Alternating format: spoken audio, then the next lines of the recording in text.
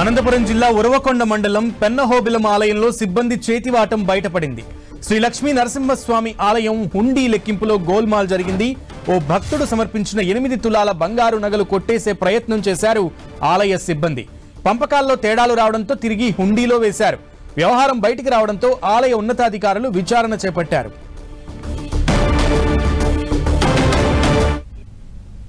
హుండీ counting నిర్వహించడం జరిగింది.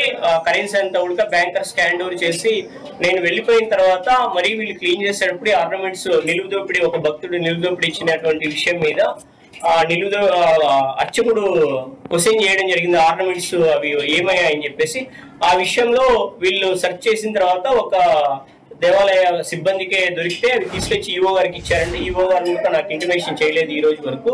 ఈ రోజు మధ్యాహ్నం నాకు మీడియా సంస్థల ద్వారానే తెలియడం జరిగింది. వీటిని హుండీలోకి వేశారంటే ఒకసారి పరిశీలించాలి, అసలు ఆర్నమెంట్స్ ఉన్నాయా లేవా, అసలు ఏమైనా మిస్టేక్ జరిగిందా అన్నటువంటి ఒక సదుద్దేశంతో ఇక్కడికి వచ్చి హుండీ కూడా ఆధ్వర్యంలో మీ అందరి ఆధ్వర్యంలో మీడియా ఆధ్వర్యంలో ఓపెన్ చేసి ఆర్నమెంట్స్ అన్ని పరిశీలించడం జరిగింది. అందులో ఏవైతే భక్తులు ఇచ్చినటువంటి ఆర్నమెంట్స్ లో ఒక చిన్న ముక్కర ఈ మూటలో కనిపించలేదు.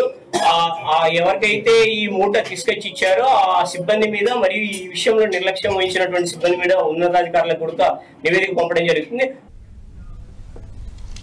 రైట్. శ్రీ లక్ష్మీ నరసింహస్వామి ఆలయ హుండీ లెక్కింపులో సిబ్బంది చేతివాటం బయటపడింది. పూర్తి సమాచారం మా ప్రతినిధి జగదీష్ అందిస్తారు. జగదీష్.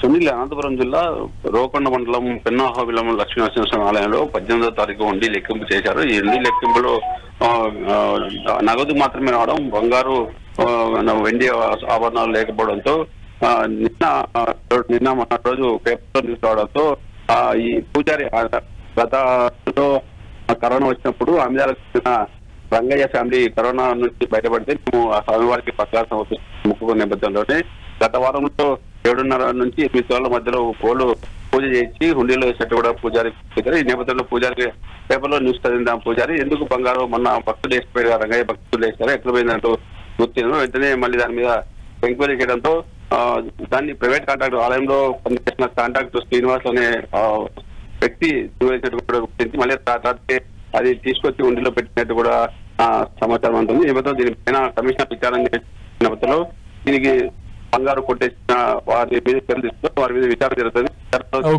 ఎవరెవరు దీని మీద ఉందో దాని మీద ఖచ్చితంగా చర్యలు తీసుకుంటామని కూడా కమిషనర్ చెప్తున్న పరిస్థితి ఉంటుంది. దేవుని దగ్గర పనిచేస్తూ దేవుని బంగారు డబ్బులు కొట్టేసిన కర్మ ఏం పట్టిందంటూ కూడా భక్తులు ఆవేదన వ్యక్తం చేసిన పరిస్థితి కనపడుతుందని చెప్పొచ్చు. సునీల్. ఓకే జగదీష్.